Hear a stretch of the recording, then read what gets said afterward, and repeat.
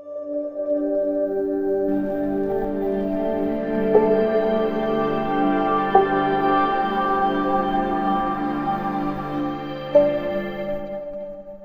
students, today I am starting with assertion and reason questions of class 10 starting with the chapter 1. ज़्यादातर students को assertion reason questions जो हैं इसमें थोड़ा सा मुश्किल होती है, तो पहले हम instructions जो हैं इनको समझते हैं ध्यान से. We get 4 instructions here. एक स्टेटमेंट होती है हमारी जिसको हम assertion कहते हैं और एक स्टेटमेंट इन क्वेश्चंस में होती है जिसको हम क्या कहते हैं, रीजंस कहते हैं. तो पहली इंस्ट्रक्शन होती है कि if both assertion and reason are true, दोनों जो स्टेटमेंट्स हैं हमारी वो ट्रू है और जो रीजन है वो असर्शन को एक्सप्लेन कर रहा है. और सेकंड में होता है कि असर्शन और रीजन स्टेटमेंट्स दोनों ट्रू हैं लेकिन रीजन जो है वो असर्शन को एक्सप्लेन नहीं कर रहा है. And third is assertion statement true है but reason is false. And fourth is assertion हमारा फॉल्स है स्टेटमेंट पर रीजन स्टेटमेंट हमारी क्या है, ट्रू है. अब इनको हमने करना कैसे है, सबसे पहले तो हम स्टेटमेंट को पढ़ेंगे असर्शन की और रीजन स्टेटमेंट को, लेकिन दोनों को हमने इंडिविजुअली अलग अलग स्टेटमेंट लेके चलना है. तो पहले से हम अपने दिमाग में लेके नहीं चलेंगे कि both the statements are connected, इनको इंडिविजुअली हमने जो है रीड करना है. अगर हमारी असर्शन फॉल्स होती है तो हमारे लिए बहुत इजी हो जाता है कि ये फोर्थ ऑप्शन जो है हमारा करेक्ट आंसर होएगा. अगर असर्शन हमारी ट्रू होती है तो हमारे पास यहाँ पे 3 ऑप्शंस आ जाती हैं. अगर रीजन फॉल्स हो जाता है तो हमारा आंसर हमेशा क्या होएगा, सी. तो अगर रीजन फॉल्स है तो आंसर हमेशा सी होएगा. अगर असर्शन फॉल्स है तो आंसर हमेशा क्या होएगा हमारा, डी. प्रॉब्लम तब आती है जब दोनों स्टेटमेंट्स क्या हो जाती हैं, करेक्ट हो जाती हैं. तो let's start with the first question करते हुए देखेंगे कि इसको हमने कैसे करना है. फर्स्ट असर्शन इज डीकॉम्पोजिशन जो है वेजिटेबल मैटर की, जब वेजिटेबल मैटर डीकम्पोज करता है और उससे कंपोस्ट बनता है, is an example of exothermic reaction. जब वेजिटेबल मैटर डीकम्पोज करता है क्या ये रिएक्शन एक्सोथर्मिक है? यस. डिकॉम्पोजिशन जो होती हैं वो एक्सोथर्मिक रिएक्शंस होती हैं. मींस असर्शन हमारी क्या है, करेक्ट स्टेटमेंट है. अब नेक्स्ट हमारे पास आता है रीजन. क्या एक्सोथर्मिक रिएक्शंस जो हैं वो रिएक्शंस होती हैं जिसमें हीट इवॉल्व करती है? Exothermic reactions are those reactions in which heat is evolve. Yes. Reason statement भी हमारी करेक्ट है. अब क्वेश्चन ये आता है अगर दोनों स्टेटमेंट करेक्ट हैं तो क्या रीजन असर्शन को एक्सप्लेन कर पा रहा है कि नहीं कर पा रहा है. तो इसके लिए क्या करना है, हमने असर्शन स्टेटमेंट को पढ़ के अगर हम लिखेंगे उसके बाद कि दिस इज अ रीजन. देखो, decomposition of vegetable matter into composed is an example of exothermic reaction because, इसके बाद हम क्या ऐड कर देंगे, वर्ड. बिकॉज एक्सोथर्मिक रिएक्शंस वो रिएक्शंस होती हैं जिसमें हीट इवॉल्व करती है. इसका मतलब क्या हुआ कि बिकॉज वाली स्टेटमेंट, बिकॉज के बाद वाली स्टेटमेंट जो हमने पढ़ी है वो असर्शन की स्टेटमेंट को एक्सप्लेन कर रही है. तो बिकॉज वर्ड ऐड करेंगे असर्शन के बाद और बिकॉज ऐड करके we will read reason statement. और अगर वो कनेक्ट कर पा रही है reason statement with assertion, that means reason is explaining assertion. तो इस केस में जो रीजन है that is giving answer for assertion statement. So our correct answer is option A. Both the statements are true and reason is correct explanation of A. तो इसका answer हमारा क्या है, answer is A. Now moving on to the next question, assertion. When HCl is added to zinc granules, जब zinc granules में HCl हम add करते हैं, इज अ केमिकल रिएक्शन. क्या ये केमिकल रिएक्शन है? यस, बिकॉज ये दोनों रिएक्ट करते हैं and we get the new compound that is zinc chloride हमारे पास यहाँ पे आ जाता है and there is evolution of hydrogen gas. तो असर्शन स्टेटमेंट करेक्ट है, this is a chemical reaction. Reason, evolution of gas and change in colour. अगर कोई गैस इवॉल्व करती है और कलर चेंज होता है तो वो इंडिकेट करता है कि ये केमिकल रिएक्शन है. Is this statement correct? हाँ जी, अगर एवोल्यूशन हो रही है किसी भी गैस की या चेंज इन कलर है, ये ऑब्जर्वेशन से हमें ये पता चल जाता है कि केमिकल रिएक्शन हो रही है, कोई न्यू सब्सटेंस बन रहा है. So reason statement is also correct. So both the statements are correct. अब क्वेश्चन क्या आता है, क्या रीजन असर्शन को एक्सप्लेन करता है? तो देखो स्टेटमेंट पढ़ेंगे. Assertion, when HCl is added to zinc granules, a chemical reaction occurs because evolution of gas and change in color indicates that the chemical reaction is taking place. तो because add करके assertion के बाद जब मैंने reason को पढ़ा तो reason assertion को explain नहीं कर रहा है. क्या इस assertion statement का आंसर है ये? नहीं, क्योंकि इसमें तो हमने सिर्फ ये मेंशन किया है कि जब जिंक को ऐड करते हैं HCl में तो केमिकल रिएक्शन होती है.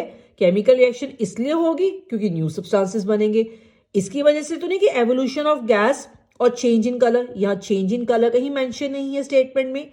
तो both the statements individually are correct, but reason is not explaining assertion. So a correct answer is B option, because reason is not explaining assertion. So now moving on to the next question. Assertion. Calcium carbonate when heated gives calcium oxide and water? No.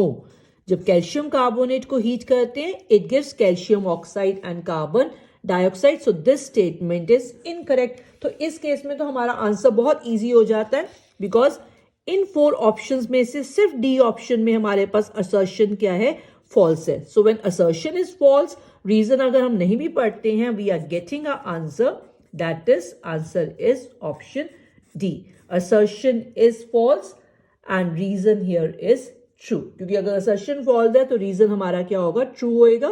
देखते हैं इसको. On heating calcium carbonate decomposition reaction takes place. Calcium carbonate को जब हम heat करते हैं तो ये डिकम्पोज करता है. Yes, reason is correct. Moving on to the next question. Assertion. Brown fumes are produced when lead nitrate is heated. Lead nitrate को हीट करने पे क्या बनता है, lead oxide, nitrogen dioxide, oxygen. Yes, brown fumes आती हैं because of formation of NO2. तो ये स्टेटमेंट हमारी करेक्ट है. Reason, NO2 gas is produced as a byproduct due to decomposition of lead nitrate. Lead nitrate जब decompose करता है तो नाइट्रोजन गैस बनती है as a by product. Yes, lead nitrate को हीट करने पे नाइट्रोजन गैस भी बनती है. So reason is also correct. Now let's see whether reason is explaining assertion or not. तो इसके लिए assertion statement के बाद we will add a word because and connect the reason with it. Brown fumes are produced when lead nitrate is heated because NO2 gas is produced. Yes, brown fumes बनती हैं lead nitrate को heat करके because NO2 gas बनती है. That means reason is explaining assertion. So our correct answer is option A. Now moving on to the next question. Assertion. White AgCl turns grey in sunlight. AgCl decompose करता है sunlight में and we get silver which is of grey color and chlorine gas is also formed. Yes, assertion is correct. Reason. Decomposition of AgCl. जब AgCl decompose करता है sunlight के presence में तो क्या बनता है, silver matter and chlorine gas. Yes, this is correct. अब ये देखते हैं कि रीजन असर्शन को एक्सप्लेन करता है कि नहीं करता है. वैसे तो बहुत क्लियर हो रहा है असर्शन से कि रीजन जो है असर्शन को एक्सप्लेन करता है. Let's add the word because and C. White AgCl grey turn हो जाता है in sunlight because AgCl decompose करता है इन प्रेजेंस ऑफ सनलाइट और क्या बन जाता है, silver which is of grey colour and chlorine gas. Yes, reason is explaining assertion. So our correct option is the first option. So answer is A. Moving on to the next question. Assertion. Pungent smelling gas is produced when sulfur burns in air. जब हम sulphur को burn करते हैं air में, it reacts with oxygen and there's formation of a pungent smelling gas, that is the SO2, yes, assertion is correct. Reason, SO3 बनता है जब sulphur को रिएक्ट करवाते हैं ऑक्सीजन के साथ. सल्फर को जब ऑक्सीजन के साथ रिएक्ट करवाते हैं, we get SO2 and not SO3. So reason is incorrect. So reason अगर false होता है और assertion हमारा correct होता है, then this is your C option. Assertion is true while reason is false. So here the correct option of this answer is the C option, where assertion is correct and reason is false. Now moving on to the next question. Assertion.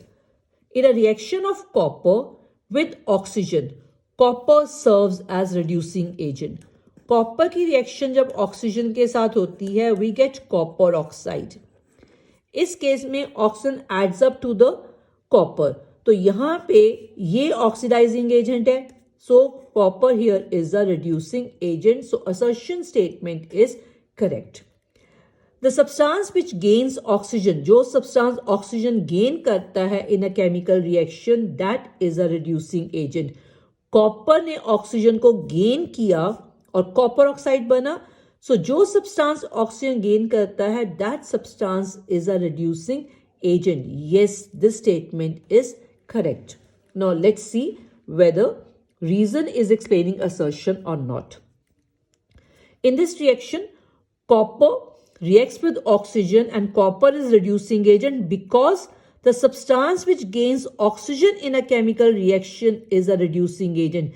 Yes, हम बात कर रहे थे कि copper reducing agent है, और copper क्यों reducing agent है? बिकॉज इसने ऑक्सीजन को गेन किया है. So reason is explaining assertion. So a correct answer is the first option. Let's move to the next question now. Assertion.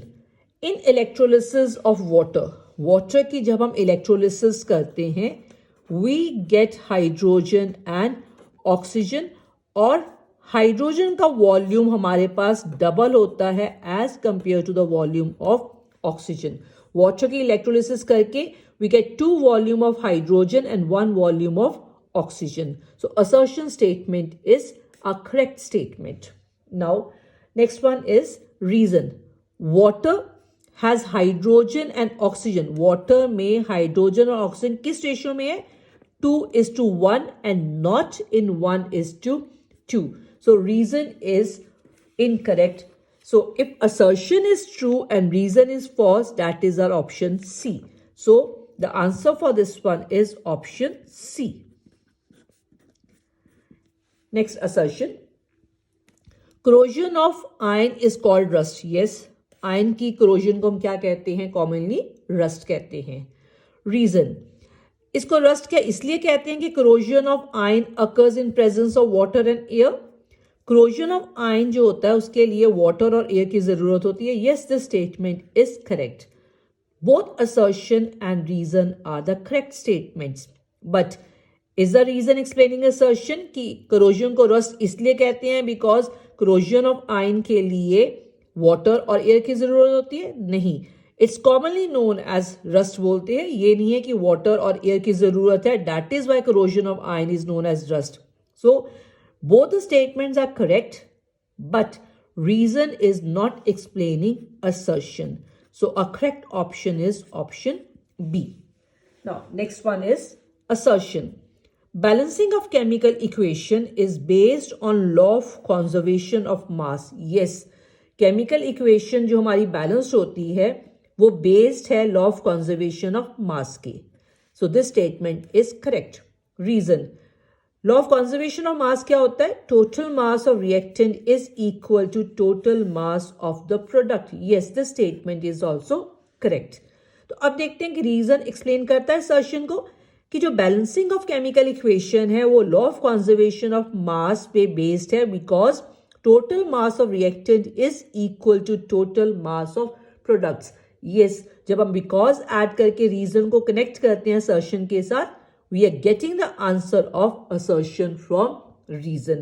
So reason correct explanation hai of assertion. So correct answer for this is A option.